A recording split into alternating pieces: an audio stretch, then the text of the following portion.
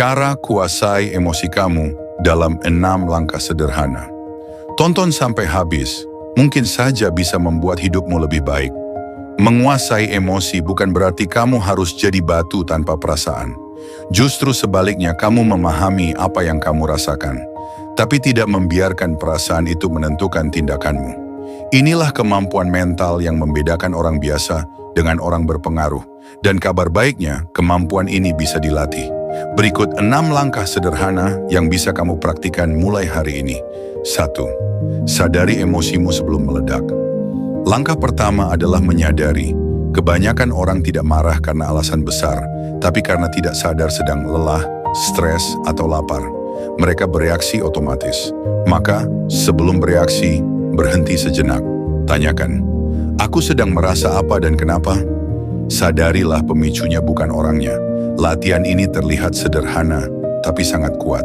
Karena saat kamu mampu mengenali emosi sebelum meledak, kamu sudah memenangkan separuh pertempuran.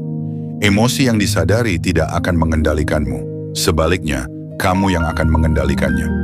2. Tarik napas dan jeda 10 detik. Begitu kamu merasa darah naik, jangan langsung bereaksi. Ambil jeda. Tarik napas dalam-dalam selama 10 detik. Biarkan tubuhmu menenangkan diri sebelum pikiranmu bereaksi. Ini bukan kelemahan, ini strategi. Secara biologis, jeda napas memperlambat kerja sistem saraf simpatik yang memicu amarah. Artinya kamu memberi ruang pada logika untuk kembali bekerja. Reaksi yang terlambat 1 detik bisa menyelamatkan hubungan, pekerjaan, dan harga dirimu. 3. Ubah fokus dari siapa yang salah ke apa yang bisa diperbaiki. Saat emosi menguasai, otak hanya fokus pada satu hal, menyalahkan. Padahal menyalahkan tidak menyelesaikan apapun. Ubah arah fokusmu. Daripada bertanya siapa yang salah, tanyakan, apa yang bisa aku ubah? Fokus pada solusi membuatmu kembali berdaya. Begitu kamu mengalihkan perhatian dari drama ke tindakan, energi negatif akan berubah jadi energi konstruktif. Ingat, orang dewasa sejati tidak sibuk mencari kambing hitam. Mereka mencari cara agar masalah tidak terulang. 4. Latih diri untuk tidak reaktif di situasi kecil. Menguasai emosi besar dimulai dari mengendalikan hal-hal kecil. Mulailah dari antrean panjang, komentar orang yang menyebalkan, atau kesalahan kecil rekan kerja. Kalau kamu bisa tetap tenang di hal-hal sepele, kamu sedang membangun otot kesabaranmu. Setiap kali kamu berhasil menahan reaksi spontan, kamu memperkuat koneksi antara logika dan kontrol diri. Ingat, kesabaran bukan bawaan lahir, tapi hasil latihan yang konsisten. Orang yang kuat bukan yang tidak pernah marah, tapi yang tidak mudah terpancing.